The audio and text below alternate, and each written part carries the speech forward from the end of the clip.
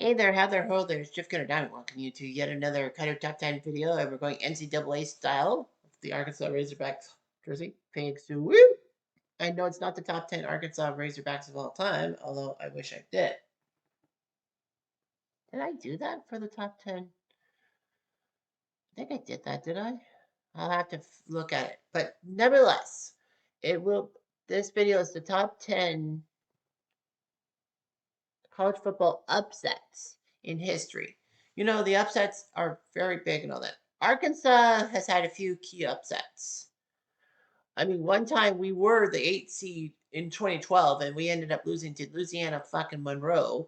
And then, you know, Arkansas's been on the right side of it. They upset number one LSU in 2007, which should have ruined LSU's chances to make the national championship game. And yes, that 2007 season was fucking crazy.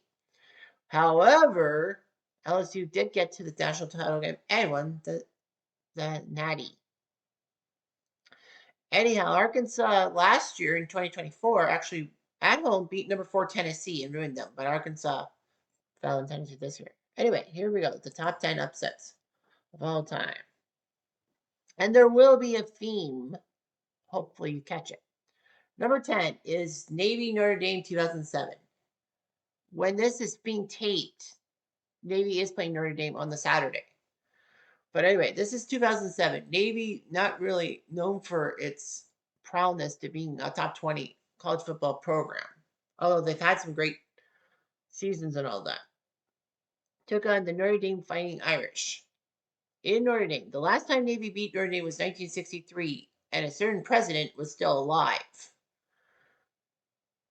So anyway, it may have been a curse of JFK, but nevertheless, Navy beat Notre Dame. I mean, JFK was in the Navy and all that. He was a naval officer. Anyway, the Irish were pretty decent themselves. However, this game went to triple overtime. Navy would put up a touchdown in triple overtime, and Notre Dame had to match it. And they did. Well, they had to go for two as well, because in the rules were if you go past the third overtime, you have to go for two. And unfortunately, Notre Dame got stopped at the 1 yard line, and Navy won 46-44. It was a triple overtime game. It was perseverance, and for the first time since 1963, the Navy Academy beat Notre Dame. Number 9 is James Madison versus Va Tech in 2010. Va Tech known for having Michael Vick be their quarterback and getting them to a BCS title game in 1999. Or was it 2000? Whatever. Anyway, JMU was an FCS member or IAA, or basically one tier behind schools like Michigan and Notre Dame. Anyway, James Madison went into Virginia Tech in Blacksburg because James Madison is from Virginia as well. And they put up a fight against the number 13 Hokies and actually won 21-16, which was a massive upset. I mean, Va Tech were not too happy with it.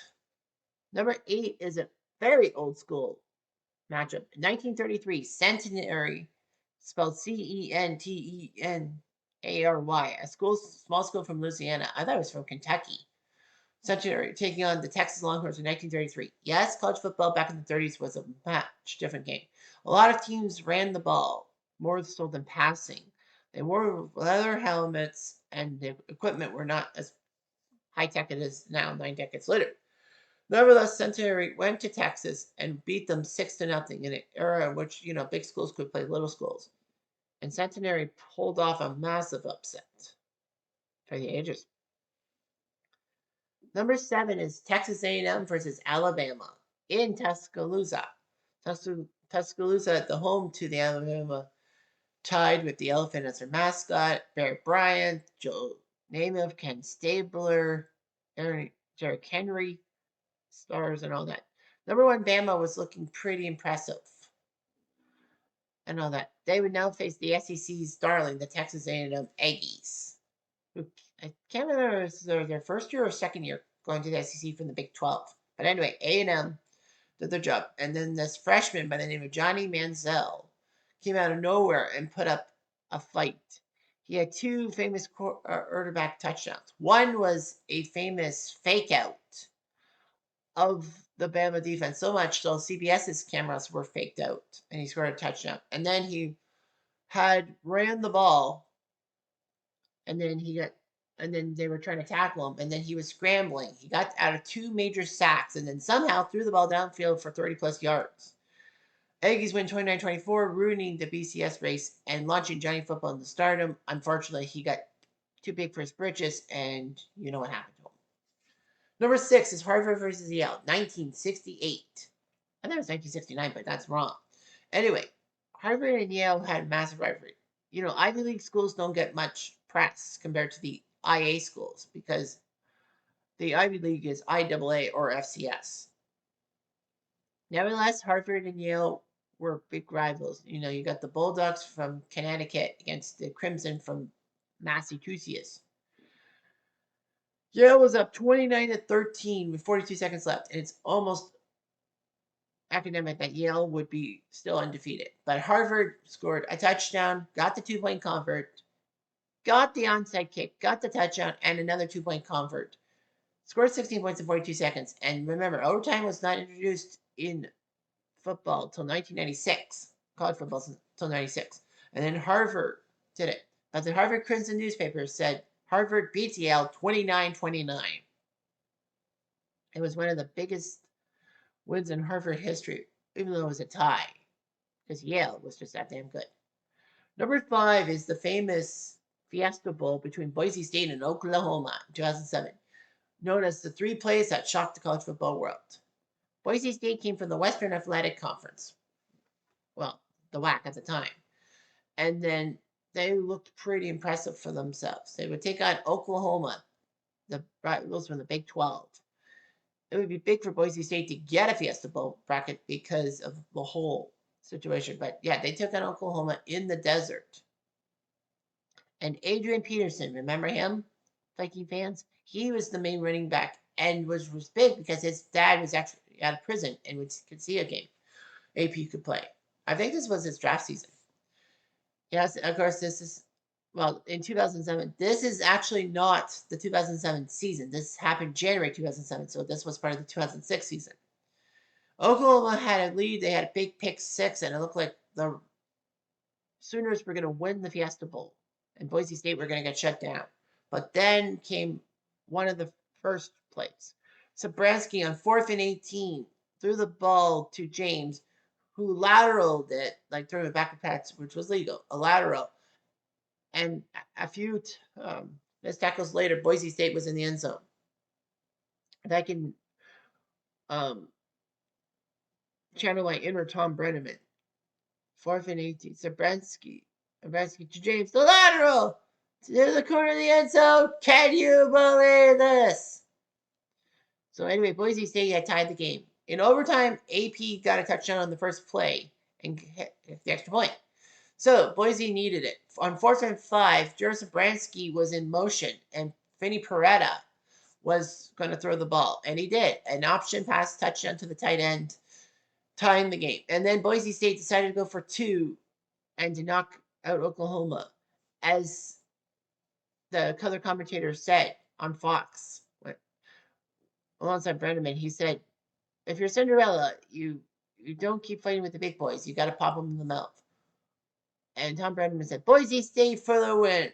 And after John said, Boise State has won the Tostitos Fiesta Bowl. Can you believe it? So it's a Statue of Liberty play that Sabransky faked the quick pitch and gave it to Ian Johnson, and nobody on Oklahoma was the wiser. And he scores into the end zone. What's even more impressive is that Ian Johnson would actually propose to Boise State's head cheerleader in the postgame. Number 4 is one of the biggest upsets around. Notre Dame, Oklahoma, 1957. I know that, what is that? Wrong Sports, WRONGED Sports, did a video on it recently about the 1957 season. And yes, that was and his thumbnail was Notre Dame, Oklahoma. That game. Oklahoma had a 47-game winning streak, the longest in history. Still to this day, nobody's hit more than 35. To do that, you have to be pretty much undefeated for at least 2.5 seasons straight. Okie Muskokie had a 47-game winning streak against Notre Dame. They went home. I thought it was in Notre Dame. Actually, yeah, Notre Dame went to Oklahoma and somehow scored an early touchdown to make it 7-0. Oklahoma could not score a point or a touchdown to save their lives, as OU basically got derailed.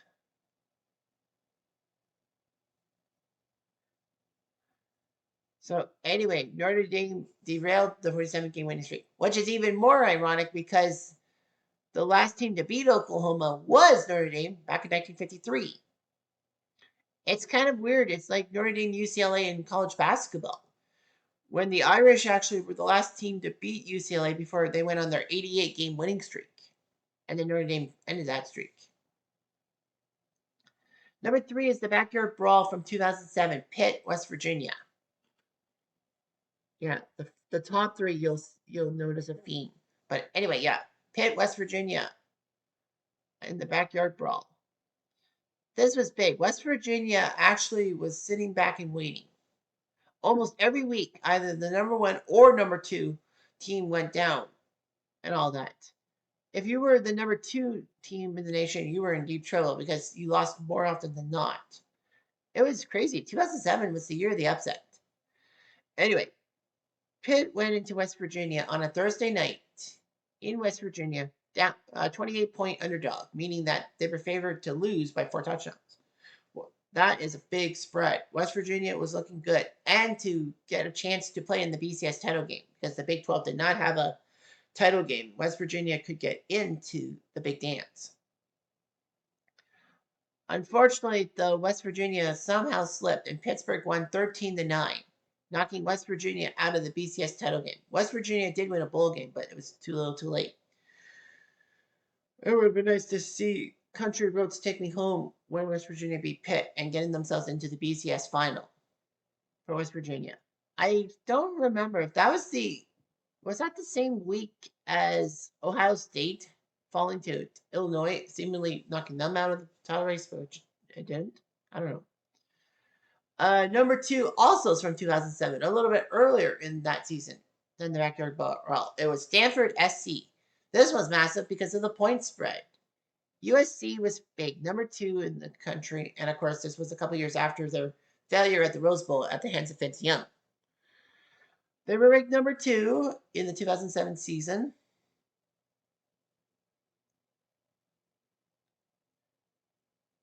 And they looked pretty impressive with their quarterback, like John David Booty, and a few people like Lindell White. I know Reggie Bush was not part of that team. Stanford were 41-point underdogs. Can you imagine that? You're an underdog by 40 points, and you're a big time school. You're not like one of those weakling schools either. So this Pac-10 matchup looked like it would be USC's for the taking, and they figured that. Unfortunately, Tafita Pritchard made a few plays. There was a 4th and 10 that he threw the ball, and Richard Sherman, yes, that Richard Sherman, who later gone to be part of the Legion of Boom defense for the Seahawks, was a wide receiver, and he caught the ball.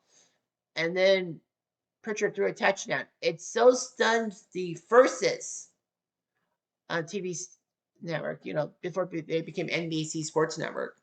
It stunned the Furses saying, touchdown USC, Stanford. Touchdown Stanford. And then the color commentator also makes a giant boo-boo saying, now they're going to go for the tie. They're going to kick the extra point to break the tie. Stanford was up 24-23. A late interception wrecked SC's chances, and Stanford shocked the world. And number 1 by a long shot. You knew this was going to be number 1. It had to be. It's App State, Michigan. Yeah, for how big the 2007 season with massive upsets and all that of the number 1 and 2 seeds. Another number 2 seed that really fell was Cal, in which their star quarterback got hurt. The backup did okay, but then he stupidly made too much time run off the clock, and Cal could not get onto the field for the winning field goal. Nevertheless, the 2007 season was massive, and none other than week 1 as App State took on Michigan. App State was unranked. Well, they were an FCS school or an AA school.